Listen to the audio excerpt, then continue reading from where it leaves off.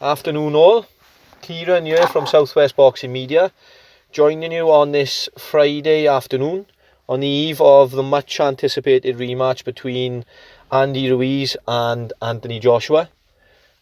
Just wanted to do this afternoon. It's going to be sort of a bit like a bit of a prediction for the whole show and some of the fights on the card, and obviously the main event, and just a bit of a chat about it really. Usually on a Friday, or certainly towards the back end of the week, myself and Scott usually like to put out a bit of a podcast for you on different topics and different things. But things have been really busy this week. We haven't got a chance to do it at all with different work commitments that we've got and things. So I just got myself 10-15 minutes here now, so I thought, why not, let's put something out. So it's not going to be a podcast where myself and Scott are going to be discussing things and questioning each other on things. It's just going to be me joining you this afternoon, and I'm just basically going to have a little chat about the show that we're all, I'm sure, looking forward to tomorrow. I just got a chance to have a little look at the weigh-in from earlier.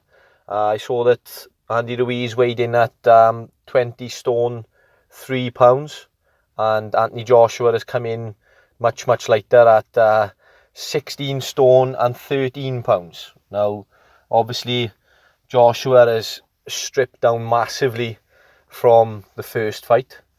Is that going to work in his favour? I suppose remains to be seen.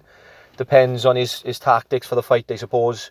Is he looking to sort of box a move and try and get and work behind that jab? I think that's going to be his best opportunity tomorrow, and I think he's going to be a lot more switched on in his fight. I think he could be getting himself into deep water if he gets in close to Andy Ruiz and tries to have a bit of a trade-off with him, because although we know Joshua is very powerful and he can punch as hard as any in the heavyweight division, and he definitely hurt Andy Ruiz in our first fight and put him down. As we saw in our first fight, it was that third round where Joshua put him down. Andy Ruiz got himself back up, and Joshua sort of, I think, thought, right, here's my chance, I'm going to jump on him, I'm going to jump down his throat and get him out there. And Joshua got into a trade-off with him and bump. Andy Ruiz caught him as well, and down went Joshua. Now, I think if Joshua starts to get involved in that again, I think it could be really putting himself in deep water, and he could be playing with fire a little bit. I don't think he's going to try and do that, certainly not early in the fight. I mean, if there's an opportunity there where he sees that he's really hurt Andy Ruiz Jr., then by all means I think he will go for it. But I don't expect him to sort of go in there trying to bang Andy Ruiz out in sort of the first few rounds or even the mid rounds. I think Joshua's going in there with a game plan this time. They would have looked at everything back to back, I'm sure, looked at it many times, and I just see that I think Joshua's best chance now is going to be in this fight. I think he's going to, obviously stripping down the weight, he wants to move a bit better than what he usually does, I think. Maybe carrying all the weight that he usually does in his fights is causing a bit of fatigue to come in. So maybe by stripping this weight now, it's going to give him a chance to sort of carry himself through the fight a bit better. So I expect to see a different Joshua altogether, to be honest with you, a more switched on and focused Joshua. I mean, a lot of the chat afterwards. I mean, Joshua himself conducted himself really well after the loss to Andy Ruiz, I thought. Wasn't looking to make excuses, didn't want to make any excuses, and sort of just said, right, yeah, the better man won tonight.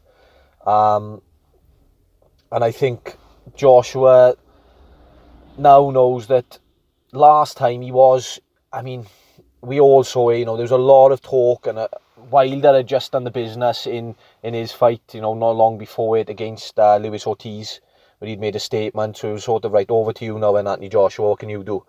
And I think that was in Joshua's mind, whether he'll admit it or not. I think it was. Everybody was sort of talking about, right, Joshua deals with Andy Ruiz now, and then we get this big fight against Wilder that all the boxing world wants to see. So maybe was Joshua overlooking the opponent he had in front of him? Possibly. Only Joshua and his camp know that, I suppose. But I mean, whatever happened, there was definitely a massive shock. One of the biggest shocks we'll ever see in boxing, I'm sure. Up there with the Buster Douglas beating Tyson shock that we had out in Tokyo, going back all those years ago. So I expect to see, like I said, a much more focused and switched on Anthony Joshua in this fight. Now, as for my prediction, it's a very, very tough fight to call. I mean, like I said, we need to see how Joshua manages with all the weight he's taken off, how he approaches the fight. We need to see, Andy Ruiz is obviously carrying a lot of weight, but let's not underestimate him, as myself and a lot of people did before the first fight. I mean, we all looked at him, didn't we? And let's be honest, we thought, oh, do you know what, this guy is carrying way too much weight. Anthony Joshua is going to get him out of there, no problem. But as we saw, not always the case. Right, you don't have to look beautiful to box beautiful, shall we say? And Andy Ruiz done the business, you know. So it is a tough fight to call. Many see it as a 50-50. Some are saying that Anthony Joshua is the underdog in this. Okay, I mean, at the end of the day, Andy Ruiz is the champion now. He's carrying all the belts. So he should rightly so come in as favourite, I suppose. But my prediction, I'm going to go with, I think Joshua is going to stop him late. In the late rounds, I see Joshua stopping him. Sort of, should we say, 9-10 or 11, I would say. I think Anthony Joshua is going to stop Andy Ruiz in the later rounds of the fight. But I think that has got to be, he's got to stick to whatever game plan he's got very strictly. And I mean, he's got to be very wary and very careful of Andy Ruiz's speed and explosive power that he seems to have as well. So, but that's my prediction. I'm going to go for an Anthony Joshua win in the late rounds by knockout. So that's my prediction on that fight. Some of the other fights very quickly, just talk about on the card. I'm not going to talk in too much detail about them. Just going to give my little predictions on the card itself, on some of the other fights that we're looking forward to. Dillian Whyte and Marius Wash. I mean, Dillian Whyte obviously been very inactive for a while because of, you know, the much publicised and also the unknown of what's gone on with him and this failing the drugs test situation. Still not fully clarified on that, the boxing world, I'm sure. But it's the inactivity that we know is there now. And Dillian Whyte was definitely carrying a lot of momentum and was on sort of on a roll, shall we say, before this happened. I still expect Dillian Whyte. I don't see Marius Wash, beating Dillian Whyte in any shape or form. Definitely not.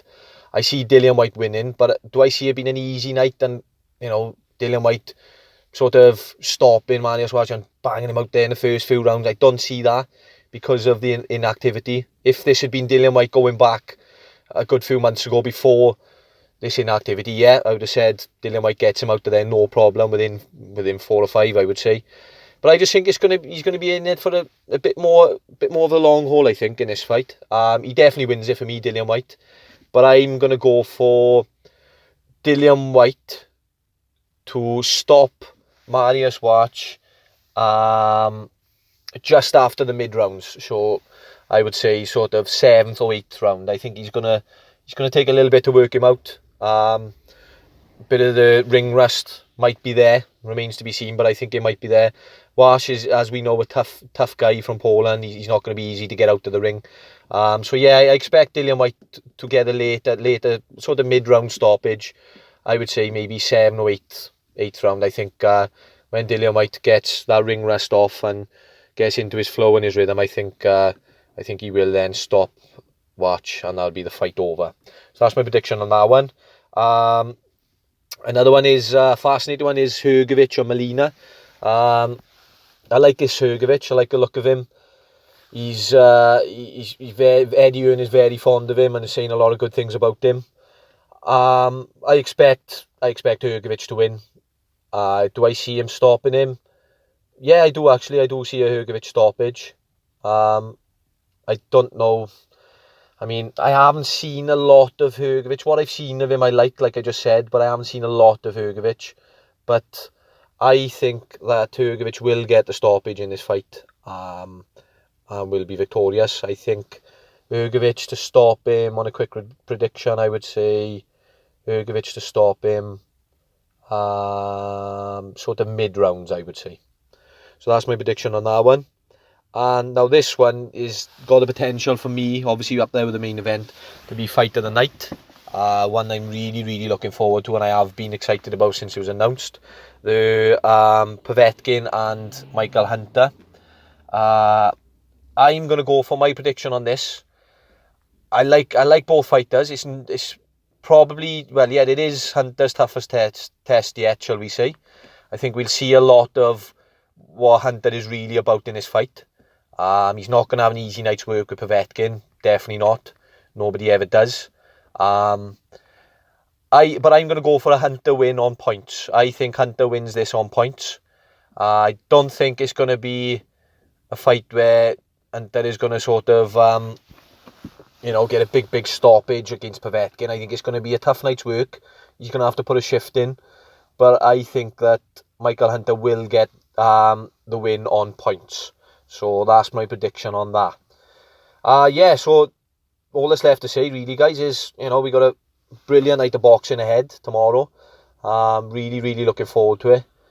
And, I just wanted to get this little prediction sort of chat about tomorrow's show and card out to you. Apologies that we haven't, myself and Scott, been able to get a podcast out to you this week, especially on this show, which we would have loved to have done, making our predictions together. But I made sure that I got this out to you now, just so you've got a little something from us. And hopefully next week will be a bit of a less busy week with other commitments, and myself and Scott can get something out to you with a podcast.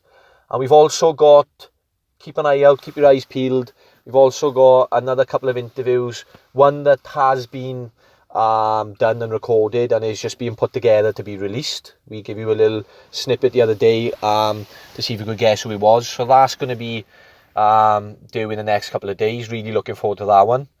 And also we've got a few other interviews lined up with different fighters as well that we're hoping to get tied up pretty soon and get out to you. So thanks again for listening, guys. I hope you have a great weekend.